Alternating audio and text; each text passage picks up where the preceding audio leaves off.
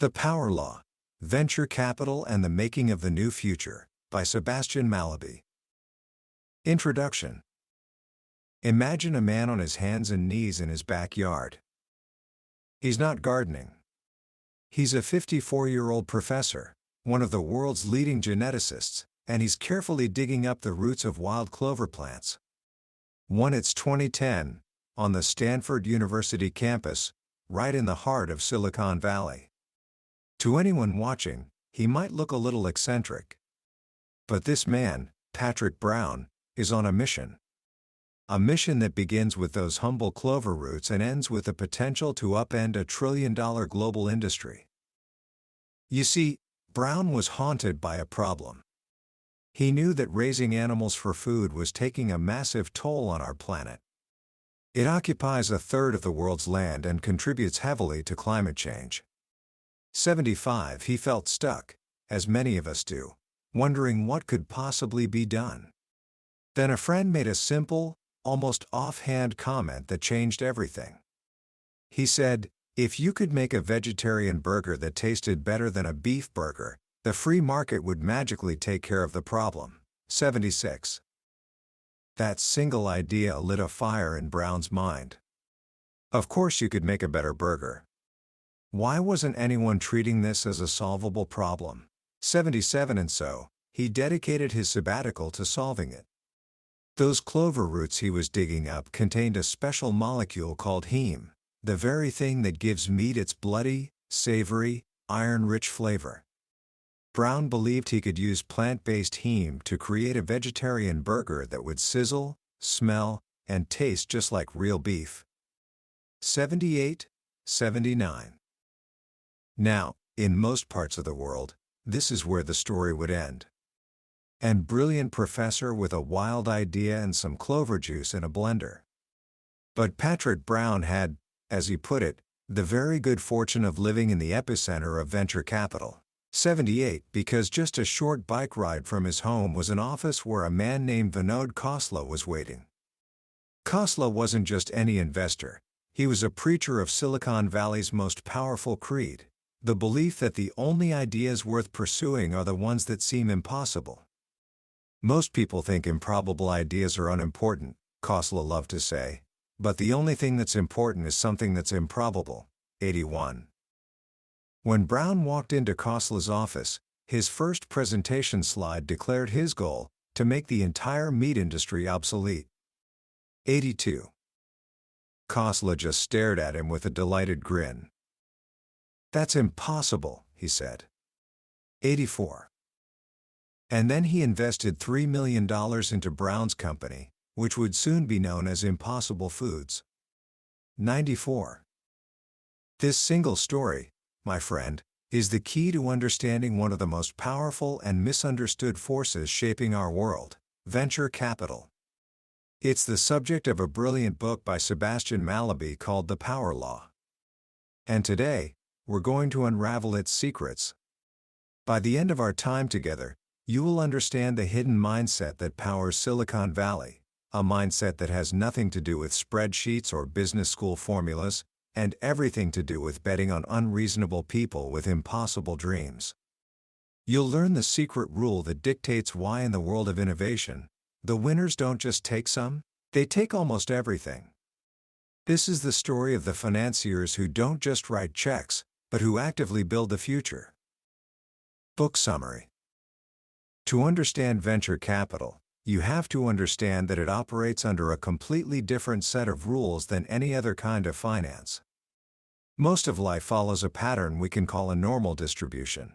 If you think about the height of men in America, for example, most guys cluster around the average of 5 feet 10 inches. You'll meet a few who are 6'5", and a few who are 5'5".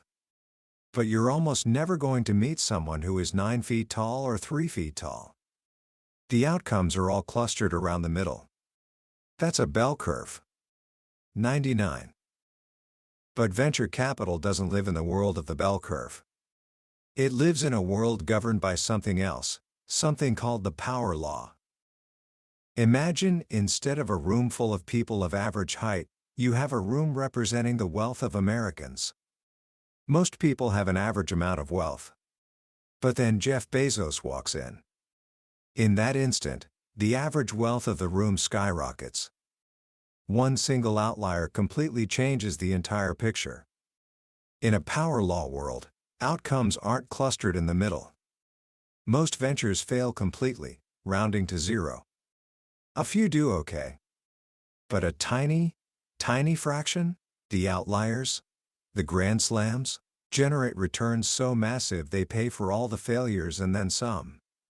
The biggest secret in venture capital, as the investor Peter Thiel has said, is that the best investment in a successful fund equals or outperforms the entire rest of the fund combined. 113. This isn't a home run business. It's a grand slam business. 113. This single idea changes everything. It means that for a venture capitalist, playing it safe is the surest way to fail.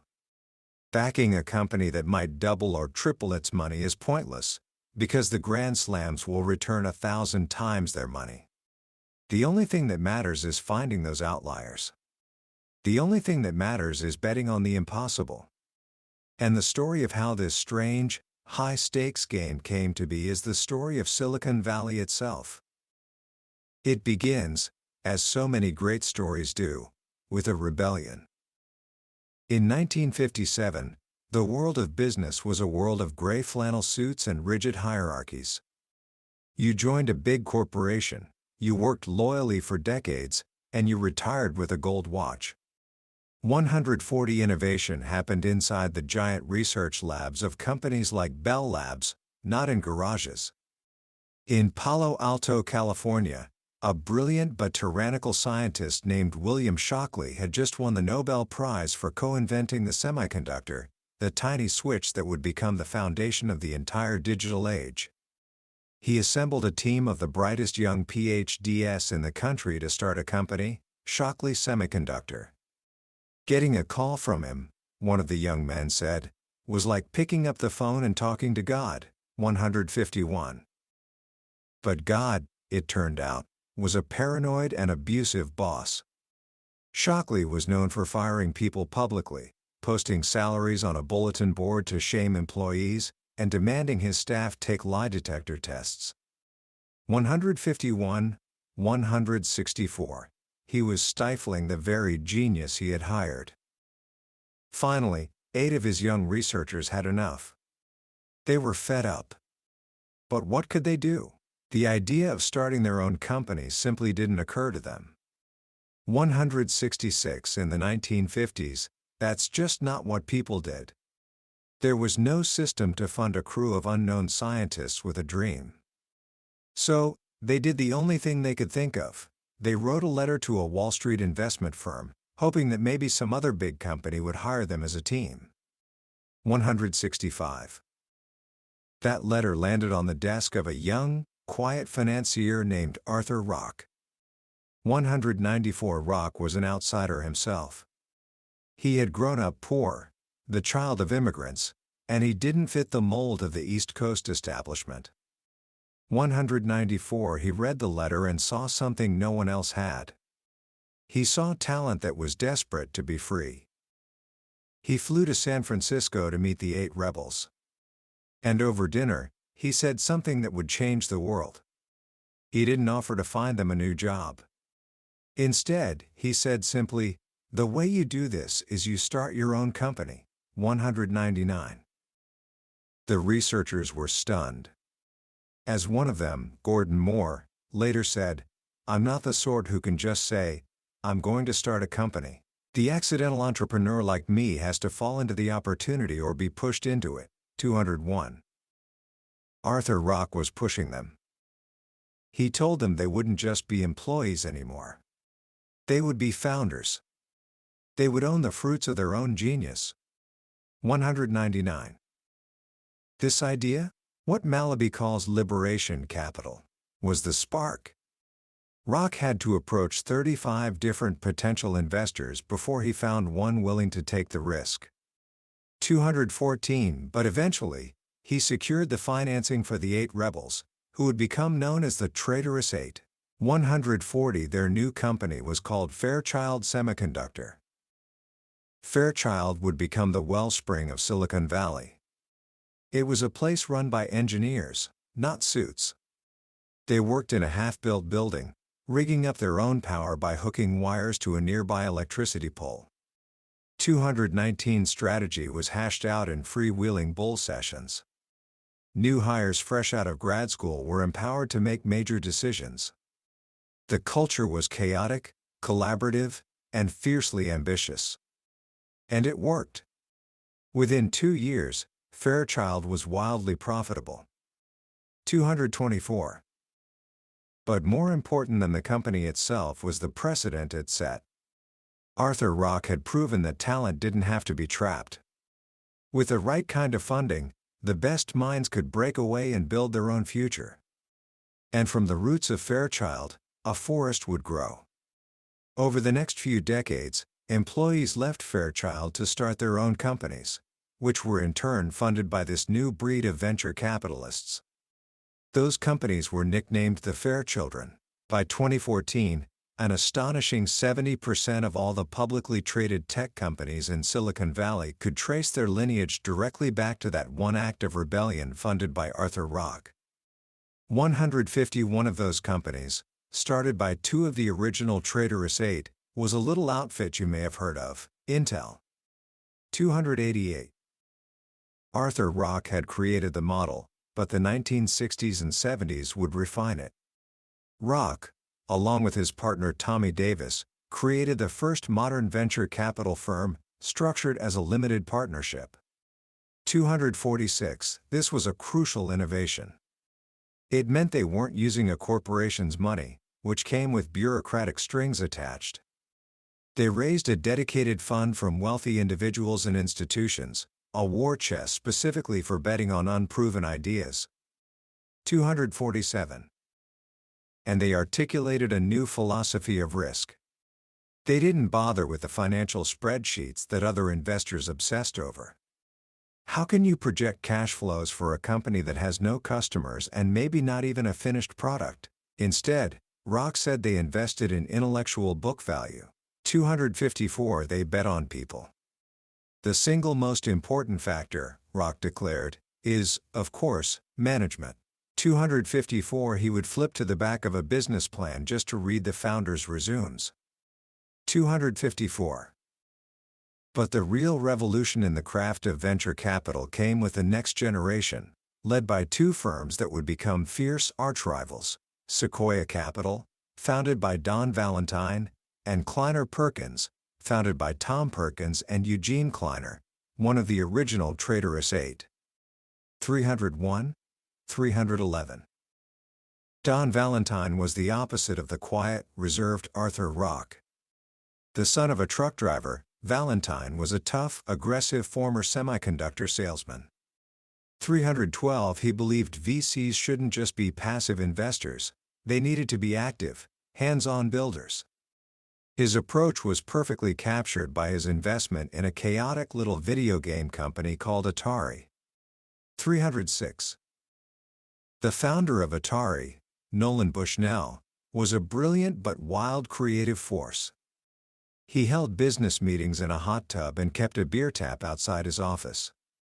308 The company was a disorganized mess. Most investors ran for the hills. But Valentine saw the potential in their first hit game, Pong.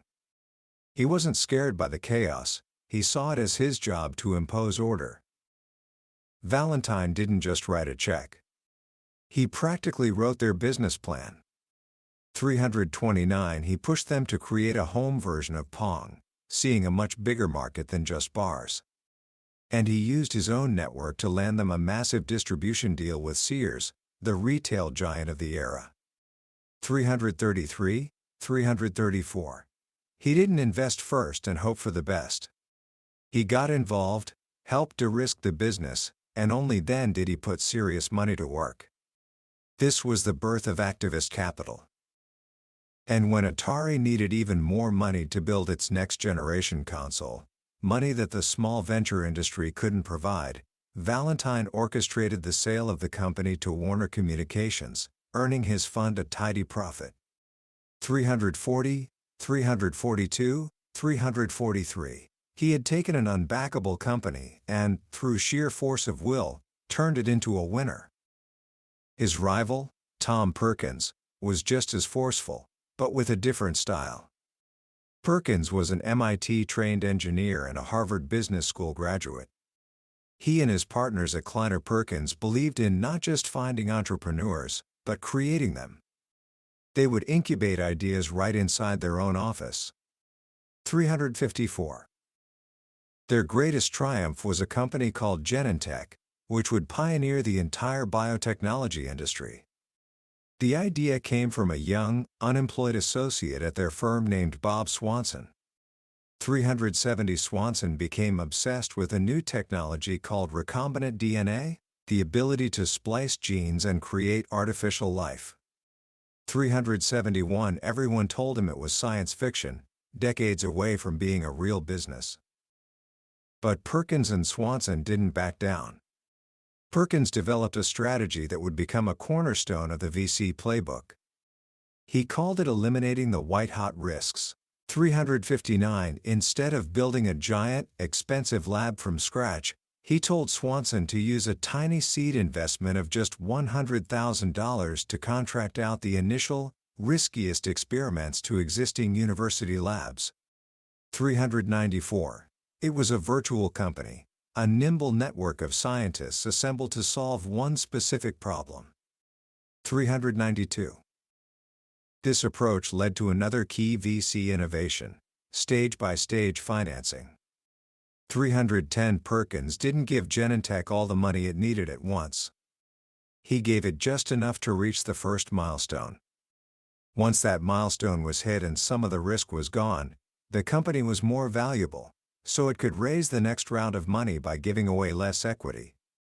This process repeated step by step. 398. It kept the founders focused and disciplined, and it protected the investors' capital. It was a brilliant system for managing the profound uncertainty of building something from nothing. Thanks to this activist, stage-by-stage approach, Genentech succeeded in creating synthetic insulin, a breakthrough that changed medicine forever. 404. And when it went public in 1980, its stock price doubled in the first 20 minutes of trading, creating the first biotech blockbuster and delivering a return of over 200 times Kleiner Perkins' investment. 406, 407. Together, Tandem, a fail-safe computer company also incubated at Kleiner, and Genentech accounted for 95% of the profits of Kleiner's first fund. 407. The power law was in full effect. The stories of Atari and Genentech show how venture capitalists are more than just financiers. They are strategists, recruiters, and coaches.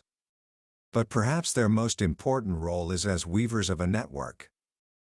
The story of Apple's founding is the perfect example. When Steve Jobs and Steve Wozniak were building their first computer in a garage in 1976, they were turned down by almost every major investor in the valley. 418. Tom Perkins refused to even meet with them. 418. Another prominent VC dismissed them as arrogant hippies. 418. Nolan Bushnell, the Atari founder, was offered a third of Apple for $50,000. "I was so smart, I said no," he later lamented. "It's kind of fun to think about that, when I'm not crying." 419. Jobs was stuck. But the magic of Silicon Valley isn't about any single person being a genius. It's about the density of the network. Even when Bushnell rejected Jobs, he did him a favor. He introduced him to his own VC, Don Valentine at Sequoia. 421. Valentine was also skeptical of the long-haired Jobs, but he made a crucial suggestion: you need someone in the company who has some sense of management and marketing. 429. And then, Valentine did what VCs do best: he made another introduction. He connected Jobs to a retired Intel executive named Mike Markula. 432. Markula was not a VC, but he was what we'd now call an angel investor, a wealthy tech veteran willing to back the next generation. 437 Markula saw the brilliance in Wozniak's design and wrote the first serious check into Apple. 436 But more than his money, he brought his credibility and his own network. Suddenly, Apple was no longer two hippies in a garage. It was a company connected to the heart of the Valley's ecosystem. Markula brought in Apple's first president from his network of Fairchild alumni. 439 He got the Valley's top marketing guru, who had previously rejected Jobs, to design the iconic rainbow Apple logo. 438 And he used his connections to get Apple back in front of the top VCs, including the legendary Arthur Rock. This time, the VCs listened. The company had momentum.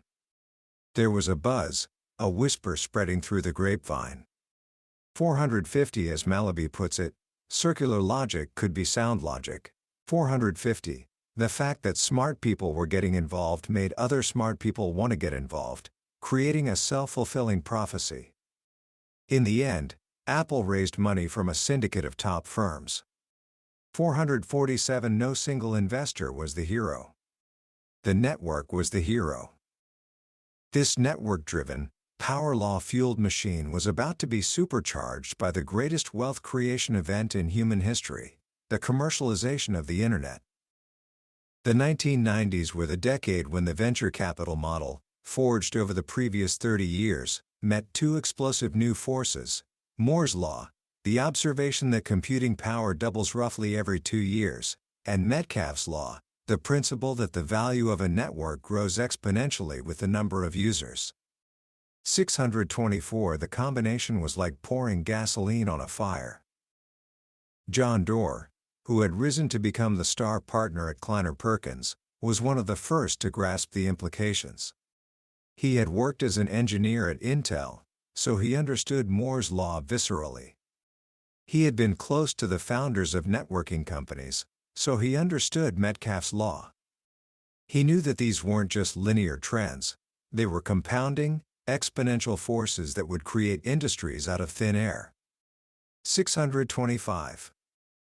This insight led him to make two of the most legendary investments in venture history. First, Netscape, the company that created the first popular web browser and opened the Internet to the masses. 522. Then, Amazon, where he famously won the deal by convincing Jeff Bezos that Kleiner Perkins was the prime real estate of the Internet world, even though another firm was offering a higher valuation. 570. Doerr wasn't just investing in companies, he was evangelizing a vision of the future, a vision so powerful that the best entrepreneurs vied to be a part of it. Meanwhile, at Sequoia, a quiet British-born former journalist named Michael Moritz was making his own mark. His defining investment was in another pair of scruffy Stanford graduate students who had started a quirky hobby, a directory of the nascent World Wide Web. Their project had a silly name: Yahoo.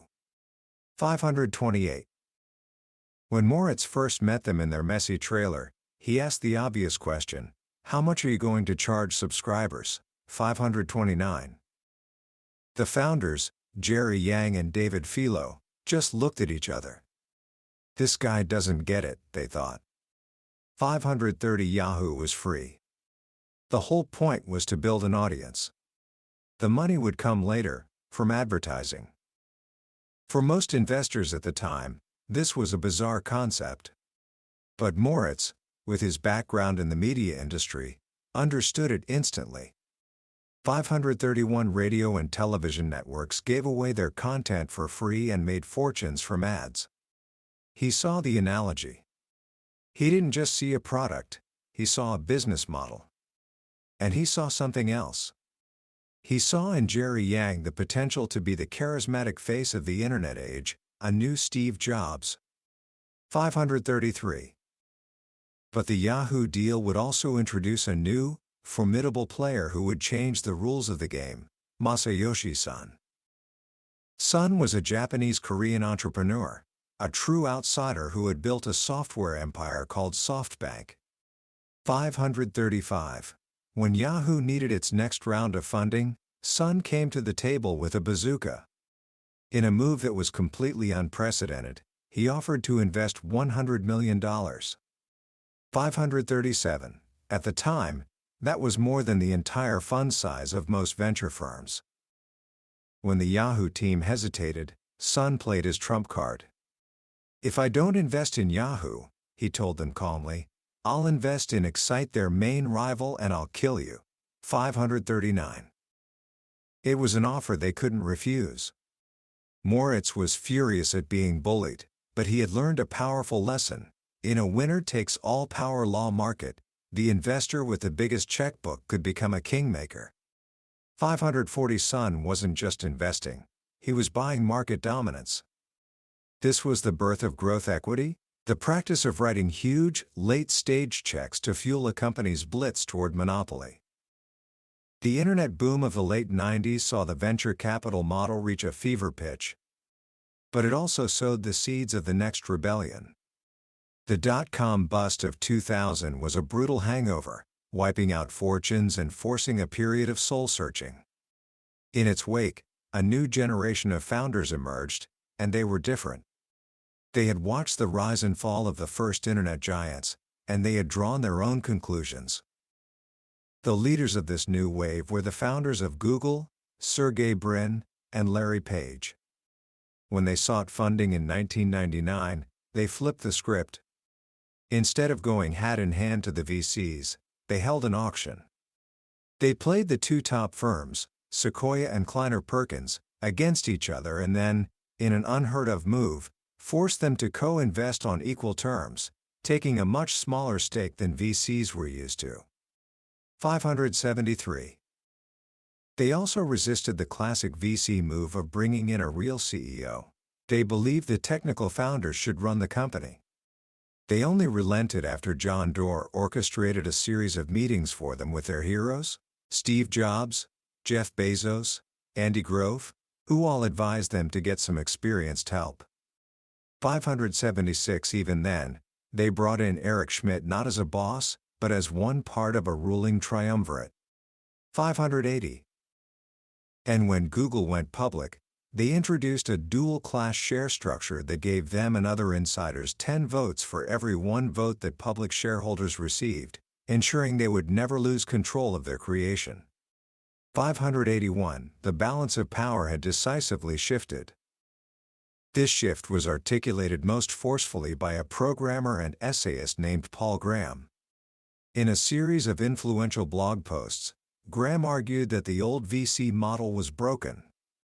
Software startups didn't need huge amounts of capital anymore. The internet and open-source tools made it possible to build a product with very little money. 615. He famously declared, "Spend as little as you can, because every dollar of the investor's money you get will be taken out of your ass." 616. Graham argued that big VC funds were like farmers force-feeding geese to make foie gras. They push startups to take too much money, grow too fast, and lose the quirky genius that made them special in the first place. 615. In 2005, Graham put his ideas into practice. He started Y Combinator, a new kind of startup incubator. 618. Instead of big, one-off investments, YC would give tiny amounts of seed money, just enough for rent and ramen noodles, to a batch of startups at once. It would mentor them as a group for 3 months and then present them all to a room full of later-stage investors on a single demo day. 618. It was a hack on the venture capital system, designed for a world where young people were, as the next great founder would soon declare, just smarter. 639. That founder was, of course, Mark Zuckerberg. When he showed up at Sequoia's office in 2004, late for an 8 a.m. meeting and wearing pajama bottoms, it was the ultimate symbol of the youth revolt. 588. His presentation was titled, "The Top 10 Reasons You Should Not Invest." 589. He was openly mocking the most powerful firm in the Valley. And he was doing it because he didn't need them. He was being advised by Sean Parker, the infamous co-founder of Napster, who had his own grudge against Sequoia after being fired from a previous startup. 592, and he had already secured his first $500,000 investment not from a traditional VC, but from an angel investor who was part of this new rebel alliance, Peter Thiel. 593. Thiel, the co-founder of PayPal, would go on to launch his own venture firm, Founders Fund, with a simple, radical promise: they would never fire a founder. 606. Thiel believed that the truly transformative companies, the ones that followed the power law, were created by singular, often strange, visionaries. The job of a VC wasn't to tame them with adult supervision, it was to find the oddballs and empower them. 610. The rise of Thiel's Founders Fund, Graham's Y Combinator, and the flood of angel money from successful entrepreneurs created a new, hyper-competitive landscape. For the established firms like Sequoia, it was a risk the franchise continuously moment, as their leader Doug Leone put it. 776. And Sequoia's response was a masterclass in adaptation. While Kleiner Perkins stumbled, chasing the noble but difficult dream of clean tech and struggling with internal turmoil, Sequoia reinvented itself. 680. 684. They didn't just fight the new trends, they absorbed them. They created their own Scouts program, giving money to active entrepreneurs to make angel investments on Sequoia's behalf, effectively co-opting the angel network. 744. They built an internal machine dedicated to helping founders, mimicking the promise of Andreessen Horowitz, a new powerhouse firm started by the founder of Netscape. 745. They refined their decision-making, using insights from behavioral psychology to combat their own biases. 743. And, having learned the lesson of Masayoshi Son, they raised massive growth funds to compete at the late stage, along with a hedge fund to bet on public markets. 763. 770. Most audaciously, they went global. While other firms saw the world from Sand Hill Road, Sequoia built autonomous, full-fledged partnerships in China and India, led by local talent like Neil Shen and Shailendra Singh. 627. 628. They understood that the power law wasn't confined to California. They sprinkled capital on the fertile ground of Asia's booming economies, and stirred. The result was that by the late 2010s, Sequoia's most profitable investment ever wasn't Google or Apple. It was a Chinese food delivery company called Meituan. 659. This brings us to the modern era, the age of the unicorn, private companies valued at over $1 billion. 716. The rise of growth investors like Yuri Milner and Tiger Global meant that successful startups could stay private for far longer, raising hundreds of millions, even billions, of dollars without the scrutiny of the public markets. 715. This created a new and dangerous dynamic, perfectly captured by the cautionary tales of WeWork and Uber. In both cases, visionary and aggressive founders, Adam Neumann at WeWork and Travis Kalanick at Uber, were showered with billions of dollars from late-stage investors who cared more about getting into a hot deal than about governance. 785, 799. These weren't the traditional hands-on VCs of the past. They were mutual funds, sovereign wealth funds, and crossover investors like Masayoshi Son's new $100 billion Vision Fund. 791. They often didn't take board seats or demand the controls that a firm like Sequoia or Benchmark would insist upon. The result was a governance vacuum. The founders were given absolute power, often through supervoting shares, and they used it to pursue reckless growth at any cost. 788. 808. Bill Gurley of Benchmark, Uber's brilliant early investor, found himself trapped. He was sitting on one of the greatest paper profits in history, but he was powerless to stop Kalanick's destructive behavior, which ranged from burning billions in a price war in China to fostering a toxic bro culture. 809. The sagas of Uber and WeWork expose the dark side of founder empowerment and the flood of undisciplined capital. Gurley, in a heroic and unprecedented move for a VC, ended up leading a coup to oust Kalanick, the very founder he had backed, in order to save the company from itself. 818 WeWork's implosion happened only when it was forced into the harsh light of the public markets during its failed IPO. 826. These stories were a stark reminder that while venture capital is about liberating talent, it is also about providing stewardship. The pendulum had swung from the overbearing adult supervision of the early days to a near-total abdication of oversight. And as we stand today, the venture world is still trying to find the right balance. Commentary. So, what do we take away from this incredible journey through 60 years of ambition, rebellion, and world-changing innovation? For me, the most powerful lesson in Sebastian Mallaby's The Power Law is that venture capital is not really a category of finance. It's a philosophy. It's a way of looking at the world that is fundamentally optimistic and deeply contrarian. It's the belief that the future isn't something to be predicted, it's something to be discovered through a series of bold, iterative experiments. The VCs in these stories, from Arthur Rock to Michael Moritz, weren't just allocating capital. They were allocating belief. They looked at a team of rebels and saw Fairchild. They looked at a chaotic video game maker and saw Atari. They looked at a couple of students in a trailer and saw Yahoo. They were betting on the improbable, because they understood that in a world governed by the power law, the only things that truly matter are the things that at first seem impossible. And this mindset, I believe, is something we can all learn from, especially when you're young and just starting out. It's so easy to fall into the trap of incremental improvement, of trying to be just a little bit better than everyone else. But this book teaches us to think differently. It encourages us to hunt for our own power law opportunities. What does that look like in practice? Here are a few thoughts. First, apply the power law to your own skills and projects. Instead of trying to be good at 10 different things, ask yourself, what is the one skill, the one area of knowledge, where I can become truly exceptional? What is the one project that, if it succeeds, could change everything for me? Most of what we do yields average results. The secret is to find the few things that can deliver an extraordinary return on your time and energy. Don't build a slightly better mousetrap.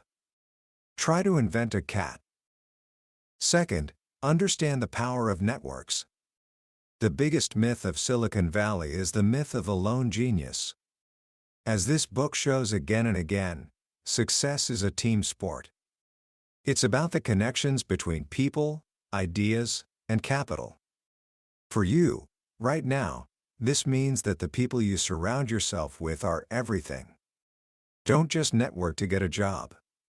Build a tribe of smart, ambitious, and supportive peers who challenge you and believe in you. The introductions you make and the help you offer today could become the foundation of your own Fairchild moment years from now. And finally, don't be afraid to back on reasonable people, starting with yourself.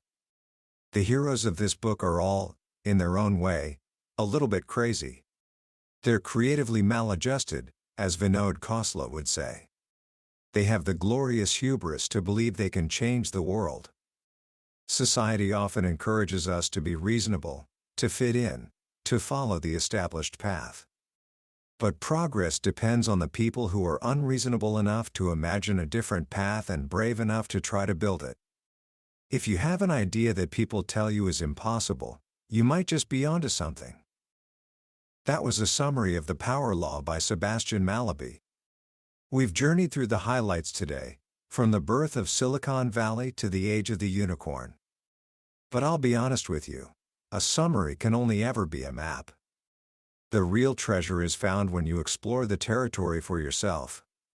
The magic of this book is in the rich detail of the stories, the personalities, and the high-stakes decisions that shaped our modern world. This summary is designed to give you a glimpse and help you decide if this journey is for you. If any of the stories or ideas we've discussed today sparked something in you, then I can't recommend grabbing a copy highly enough. Reading it isn't just about learning business history, it's about understanding a mindset that has the power to change your own future. You can find a link to the book in the description below. Also, if you found this summary valuable and it gave you a new perspective, I'd be so grateful if you could take a moment to hit that like button and subscribe to the channel. It tells me that these deep dives are helpful, and it ensures you won't miss our next exploration into another life-changing book from the billionaire's bookshelf. Let's keep learning and growing together.